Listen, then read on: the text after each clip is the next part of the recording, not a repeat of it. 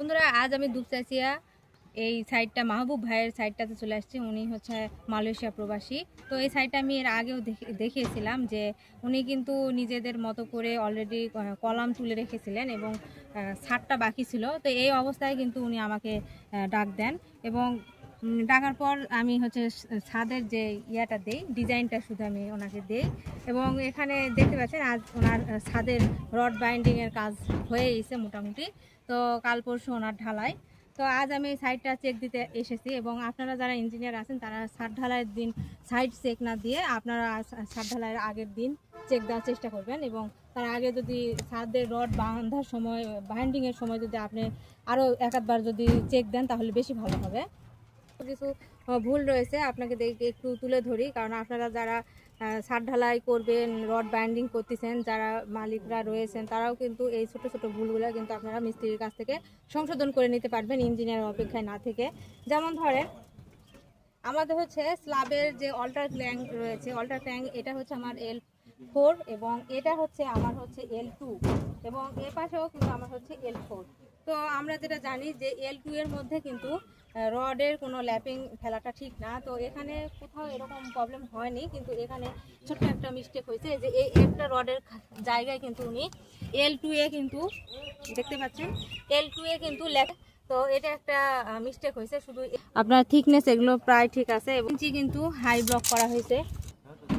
কলামের ভিতর দিক দিয়ে কিন্তু বারগুলো নিয়ে গেছে দেখতে পাচ্ছেন। এবং এখানে একটা মিস্টেক একটা হচ্ছে এই যে হুকগুলো মাটাম ডেভেলপমেন্ট লেন্থ যেটা সেটা না দিয়ে কিন্তু উনি কিন্তু সোজা ছেড়ে রেখেছে। এটা এই যে হুকটা উনি দিছে, এই হুকের কিন্তু যে হাইটটা রয়েছে এটা কিন্তু একটু কম হয়ে গেছে। মাঝের যে কলামগুলো রয়েছে সেগুলোর ভিতর দিয়ে বিমের রডগুলো নিয়ে যাওয়া হলেও কিন্তু শেষ মাথার দিকে কিন্তু উনি বাহির দিকে নিয়ে গেছে।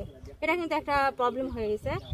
এই কলামটা যদি আপনার 12 থাকতো তাহলে কিন্তু অনায়াসে কিন্তু এটা কিন্তু আপনার এই যে বিমের যে রডটা আছে সেটা কিন্তু আপনার এই কলামের ভিতর দিক দিয়ে কিন্তু নিয়ে যাওয়া যাইতো। এই কলামটা 10-10 হওয়ার কারণে এই প্রবলেমটা বেশিরভাগ মিস্ত্রিরা ফেস করে।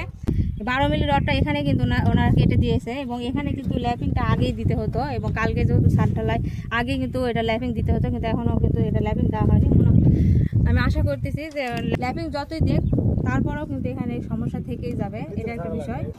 এই যে দেখতে পাচ্ছেন এই রডটা কিন্তু এভাবে দিয়ে গেছে, তবে এটা এখন এই যে রডটা দেখতে পাচ্ছেন এটাও কিন্তু ল্যাপিং এর ঝামেলা একটা রয়ে গেছে। এই দেখতে পাচ্ছেন ল্যাপিংটা কিন্তু 9 ইঞ্চি আছে, যেখানে কিন্তু 25 ইঞ্চি হতে হতো।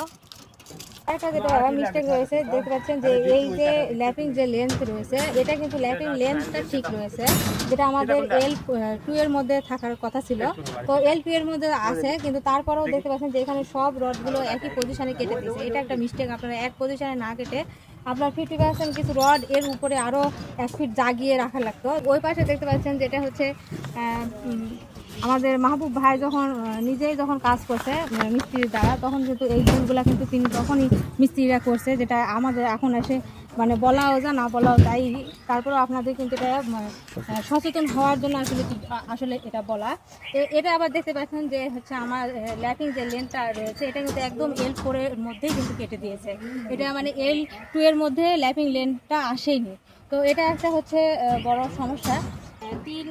3 ইঞ্চি যে ক্র্যাঙ্কটা উঠতে হয়, এখানে ক্র্যাঙ্কটা একদম 3 ইঞ্চি অ্যাকুরেটলি যে পয়েন্টে এসে কিন্তু একদম নাই হয়ে যায় রড প্লেসের কারণে। সেই জন্য কিন্তু অবশ্যই আপনারা এই যে ব্লকটা কিন্তু এভাবে রডের সাথে দিয়ে দিবেন, তাহলে হবে কি আপনার এখানে ক্লিয়ার কভার মার যাওয়ার কোনো সম্ভাবনা থাকবে না। দেখতে পাচ্ছেন যে এখানে ক্লিয়ার কভার খুবই কম এবং এপাশে রডটা চাপায়ে আসার কারণে কিন্তু ক্লিয়ার কভার বেশি হয়ে গেছে। এই সমস্যাটা বেশিরভাগ ক্ষেত্রে হয় যে একদিকে রডটা চাপায়ে আসার কারণে যখন উপর থেকে আবার মশলা ফেলে তখন কিন্তু এই ক্লিয়ার কভারটা একদমই মানে থাকে না বললেই চলে। তো অবশ্যই আপনারা এইভাবে কিন্তু আপনারা ব্লকগুলো ব্যবহার করবেন। দেখেন এখানে ব্লক দিছে, এখানে এই পাশে ব্লক দিছে, যে পাশে ব্লক দিছে এবং নিচে কিন্তু সুন্দরভাবে ব্লক দিছে। এই কাজটা কিন্তু আপনারা অবশ্যই করার চেষ্টা করবেন। এই যে ক্লিয়ার কভারের যে সমস্যাটা হচ্ছে এটা কিন্তু কলাম সাইজ 10-10 হওয়ার কারণে কিন্তু এটা হচ্ছে। যদি কলাম সাইজ যদি 12-12 হতো তাহলে কিন্তু এই প্রবলেমটা হতো না, ক্লিয়ার কভারটা একদম সুন্দর আসছে।